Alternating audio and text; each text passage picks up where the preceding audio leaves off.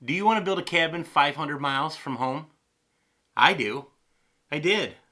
I want to talk about what I did to pull it off in an area where I didn't know anyone, didn't know where anything was, and all we had was a hill of dirt and trees to start with. It sounds really cool and like a great adventure. And by rights it is. But like most things in life, sometimes it's harder than you think. Time, money, accommodations, being away from home, these are all things to consider. But there's one thing, one big thing that makes it all work. We've been visiting this same area in Kentucky for almost about 15 years. We've been renting cabins and just going for recreation like tourists and really enjoying our time there.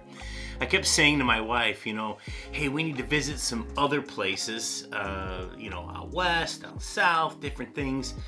When we've been to enough of them, we should pick the one we like going to the most. We'll buy some land and we'll build a cabin. We wanted to build ourselves rather than buying one because it's what I do. I enjoy that. And we'll retire there, or we'll just use it for recreation or rent them out for an investment, whatever it is. So we've been going to the same place for over a decade. We finally decided, well, this is it. We keep coming back. This is what we like. Maybe we don't need to explore 100 other areas. We've been to lots of other places, but this area in eastern Kentucky is really special for us. And after this pandemic hit, everything just kind of got more important. The need to have a place to go away where there weren't a lot of people, to enjoy the process of building. All of this kind of became more urgent. And I think what we were realizing is if it was urgent for us, and not like there was this big panic to get it done, but it became more of a priority, we have more interest in it. That was probably the case for a lot of other people as well, and we decided that this would be an investment property. We would build multiple cabins, rent them out for short-term rentals on Airbnb or what have you. That would probably go over pretty well because I think there's a lot of other people that think like we do. Anyways, enough of my life story. The most important thing when building far from home, and I mean the most important, is planning. Planning. Watch to the end of this video and I'll show you my formula. I head to Kentucky with a crew of miscreants for about a week out of every month, give or take a few days. Sometimes we skip a month. I know from nearly 30 years of employing people, it is paramount to go with a plan. Years ago, when I started my roofing company, I had a team of miscreants. That's sort of been a theme. It was a lot of us guys, some friends of mine, a couple guys I hired out of the paper. I've had a few different names for the company. When I started, I just used my last name. Then I had to incorporate with the state of Illinois. The name was taken, so we had to change it. One of my roofers at the time, a funny guy, he bet me $100 I wouldn't name the company D-Wing. And I said, well, why would I name it that? And he said the D-Wing is where he went to high school for his learning and behavioral disorders. And I thought, well, that's pretty fitting. So, for the next 10 years, it was D-Wing. I took a partner. We split up. He kept the name. Now I just use my initials, STA. It's a lot easier to explain. What you see on these videos is the result of weeks of planning. In fact, the guys that go with me, they have a general idea what we're going to do because they've been there the trip before, but they trust that Alan, that's me, has the plan. So here's how I make a plan, and it's kind of hard to say what order these go in because each part of making that plan affects the other. Who and when and how, what's available, what materials we have, all affects how I make a plan for that trip. I break a trip up into 4 areas. I think that best suits. Projects, materials, logistics, and meals, because I'm the cook. The process starts with what are we going to do this trip. That's a pretty easy thing to decide because it follows the order of building a house, and that's what I've done my whole life. I make a plan based on how many people are coming, and we decide how long to stay based on what we need to get done. Work schedules, home life, health, how long our better halves can live without us, all play a part in how long we can stay. Funny story, Mike's and my wives are cousins. They hang out a lot while we're gone. My wife's standard farewell is, "Love you, don't come home with the sickness." After one trip a few months ago, we came back, and guess who had the sickness? My wife, his wife, and my youngest. The only way I've found to truly stay healthy through these trips is to subscribe to Build Life and hit the like button. I have hauled an entire house stick by stick from northern Illinois to eastern Kentucky. I use 2 pickups and whatever trailers we need to get the material there. I start off at least a week ahead of time loading trailers and staging material in my shop that's going to go in the trucks. One of the trucks we use is my personal vehicle, so loading it 2 weeks in advance doesn't really work. You're going to be driving around with building materials in your truck and not have any room for anything else. The other one is a shop truck for my roofing company. It also gets used regularly, so it's not an option to load that one that far ahead of time. So I stage everything in my barn, and I would say a few days before we go. We usually go at the end of the week. I start about the middle of the week, maybe 3-4 days ahead of time, and I pack the white truck. That's the shop truck, and Mike usually drives that one, so I send him a message, it's ready. He comes and picks it up, and it's good to go. With the trailer, if it's pulling one, if we only need one trailer, I usually pull that behind my truck. I'm a little more comfortable with the trailer. I've got the Duramax diesel, so it pulls a little better, and then they don't have to worry about that in the white truck. The night before we leave is usually when I pack my truck. I pack the truck during the day, but I usually bring the food. I've got a Dometic 12-volt fridge freezer. It's a combo. Runs on 12 volt and 110 as well. So I usually keep all the food in my shop fridge, so it's separate from our groceries in the house. That way I know I've got everything. I plug the fridge in overnight so it's cold, and either that night I throw everything in it, or early in the morning before we leave, I take the stuff out of the shop fridge and I throw it in the truck fridge so we're ready to go. So what goes in these trucks and trailers, you might ask, aside from the food? Well, I started early on trying to get things in Kentucky, and that worked well. There's a Lowe's not too far away. There's a local lumber yard that's pretty good. I ordered a lot of the plywood, 2x, things like that, and had them delivered. Or I went there like with Tully on one trip just to pick up all the treated stuff for the deck, drop it off so I knew it was there, and have it ahead of time. As time went on and things started to get harder to get, there were 2 trips in particular where we went there, told we'd have the material we needed, and we didn't. There is nothing worse than driving 500 miles with 2 trucks and 2 trailers with a crew of guys and getting there and finding out you have nothing to do. This is where the plan is super important. And not just a plan for what you're going to do when you get there, but what are you going to do if it goes wrong and you can't do those things? I have gone every time with a plan for my plan, a backup plan. This is why we've kind of shifted, especially after the bulk of the materials were there, to bringing things with us. I also have relationships with supply houses, makes things a little easier to get here, sometimes more affordable. Because I own a roofing and siding company, we brought the roofing and siding with us, the windows, doors, things like that I know a little more about what I can get here. I know people. I have a little, I don't know if pull is the right word, but it's just more familiar. So to get it here, stage it in my shop, and take it with us on trailers made a lot of sense. What I found is if you're going to build a 3-bedroom house, essentially 3 to 5 days at a time with a crew of guys, with weeks in between your trips, going back there, it was going to take a long time. And with the cost of food and travel, expense to stay there, which wasn't much because we stayed on site, we pretty much camped in the middle of winter, this was going to get really costly and take a long time. The guys as well, everybody's really excited to be there and help and work, and it's a lot of fun, but at the end of the day, this is an investment for me. And to ask guys to take a week off of work once a month, even if it is maybe 5 days and it falls over a weekend so you're not missing that much of your job, that's a lot to ask of people. Most people can't, and most people won't afford that much time off. So we pay the guys. It all adds up. It's expensive. You get there, these trips are costing, forget the materials, just labor, food, and fuel, or $6,000-7,000 a trip. They add up quick.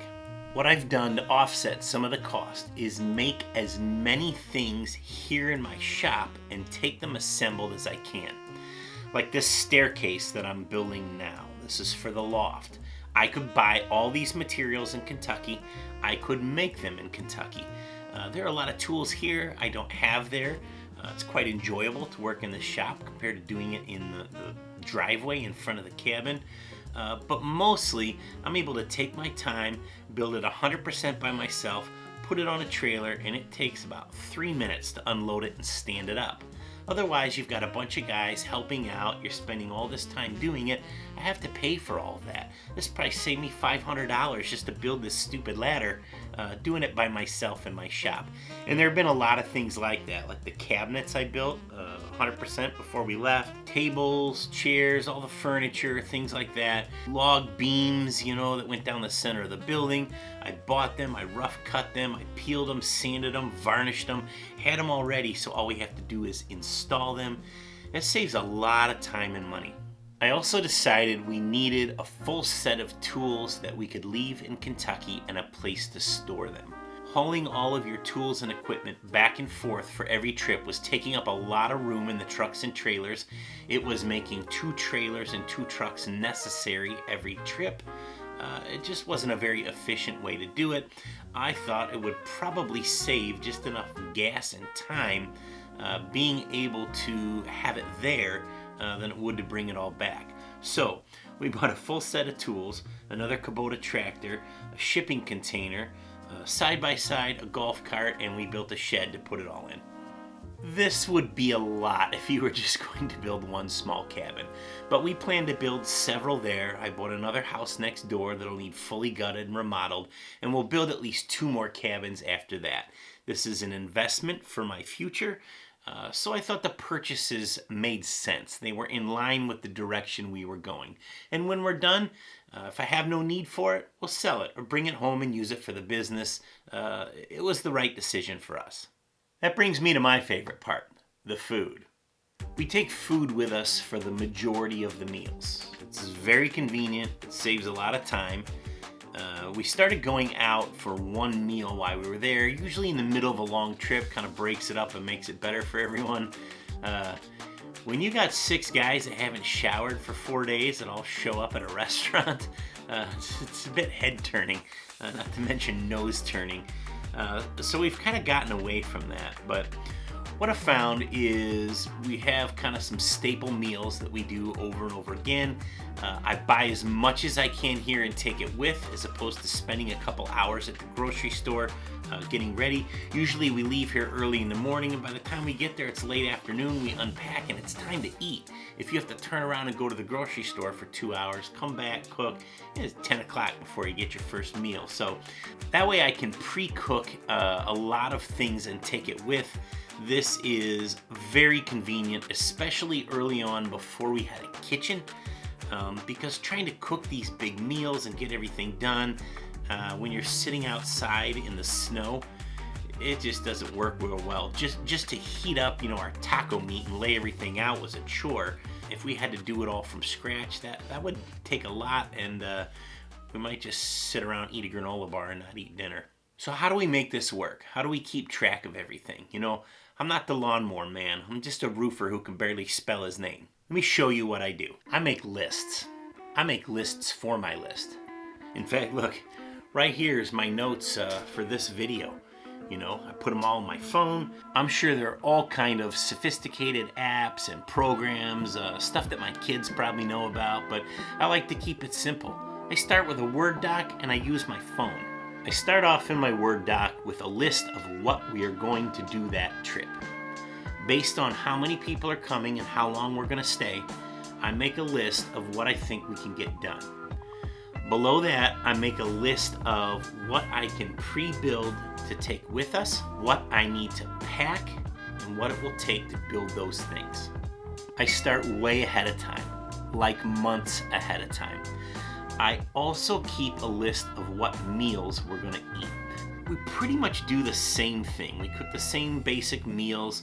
I take the same basic non-cook items like chips and soda and water and things like that. So I have a grocery list, and it really doesn't change that much from trip to trip. I just go by those things. Here's where it gets tricky. I'll try not to lose you. I copy parts of that list into my phone at an appropriate time. I put all of the packing items that I'll need to purchase, stuff that I don't already have, on my phone in a list. I buy everything I can, whether it's online, at the big box store, at the grocery store, what have you, and I cross them off of my phone or delete them as I go, but I don't delete them off of the original Word doc. And you know, if this is something that you are interested in doing and you don't want to have lists on your phone and on your computer, man, a pad of paper would work just fine. Once the entire list is gone, then I know I have all the items I'm going to take with me. I go back to the Word doc, I copy and paste it all into my phone again, and I delete the items off as I pack. Once that list is gone, I'm ready to go. I do the same thing for groceries. I make a list of things to do while we're there. Some are things that we need to build, some are things we need to do, some are things that I need to load and bring back with us, or measure while I'm there so I can build things when I'm home. While I'm in Kentucky, I delete those things off as well. When that list is done, so am I. When I pull out of my driveway in Illinois on my way there, I put a list in my phone. I just put a header and it just says Kentucky next trip. The entire time on the way there, while we're there, and on the way back, I add things to that list. They might be things that we're going to do next trip, things I need to build at home for next trip, things I need to bring with. By doing that while I'm there, once I can add to it as I remember, but I'm standing there in the cabin looking at it while it's fresh in my mind. I look at it at night when we're done working, and it gives me the opportunity to measure things, take pictures of things. Once you get home, it's amazing how much you forget. You know, you think, oh, I gotta build this loft ladder. Yeah, it goes in this corner, whatever. You get home, you could barely remember what it looks like. Making these videos helps a lot. I can't tell you how many times I go back into my build life videos and I'm watching as the camera pans so I can see a picture of the bathroom. Oh, right there, I need to do that. Or, hey, did we hook up the sink? Do we allow a sink line in the wall? I watch my video of the plumbing rough. Oh, yep, it's right there. But I take a lot of photos, measurements, make notes, things like that. So when I get home, I have everything I need to prepare for the next trip. The very last list that I make, can you see a theme here? And this is a fairly new thing since we have an actual cabin to stay in. You know, when we were just camping, we would take all the groceries, we would eat whatever we ate, whatever was left over we'd either toss, or at the time my brother was in Tennessee, he'd usually take all the groceries back and put them in his fridge. But now we have a fridge and a freezer and a pantry and all of the things that houses have in the cabin. I make a list of what's there. What's in the fridge, what's in the freezer, what's in the pantry. If there's something that won't keep, you know, a month to the next trip, we toss it out or we bring it home.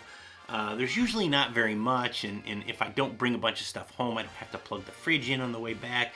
But sometimes we do. What that allows me to do is not bring doubles. You know, before I did this, I wound up with 12 sticks of butter. I spend more time planning, buying, building, packing here at home than I spend time in Kentucky. Granted, when we're in Kentucky, there are, you know, 5 or 6 of us, so it's that much more efficient, and those man hours, I'll say, definitely surpass what I do at home. But man, I didn't really see that coming. You know, I didn't think it would take this much to get ready. We'll throw some stuff in the truck, go down there, buy what we need when we get there. Well, man, you go to Lowe's to buy a 2x4 that you forgot. It's a 40-minute drive each way, plus your time there, and then it's always, hey, stop at Walgreens and, you know, get me some eyebrow tweezers or whatever you need, you know. So it's a 2 or 3 hour round trip just to run and get a couple things.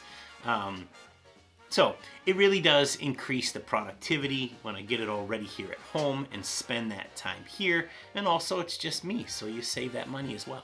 So what are you working on? Leave it in the comments below. Building remotely is an adventure. It has its challenges, but it's totally worth it. So now you know. And knowing, huh? Knowing is nothing. Hey, if you made it this far on the video, you are a trooper. This is a long one. Anyways, I want to thank you for watching. I appreciate all of you as the subscribers. We're really growing at a fast rate. But if you're new to the channel and you like this kind of content, this entire build was documented in, I don't know, the 100 plus or so videos that are on this channel. So go back and watch them. I think you'll find something you like. Anyways, thanks again for watching, and we'll see you on the next one.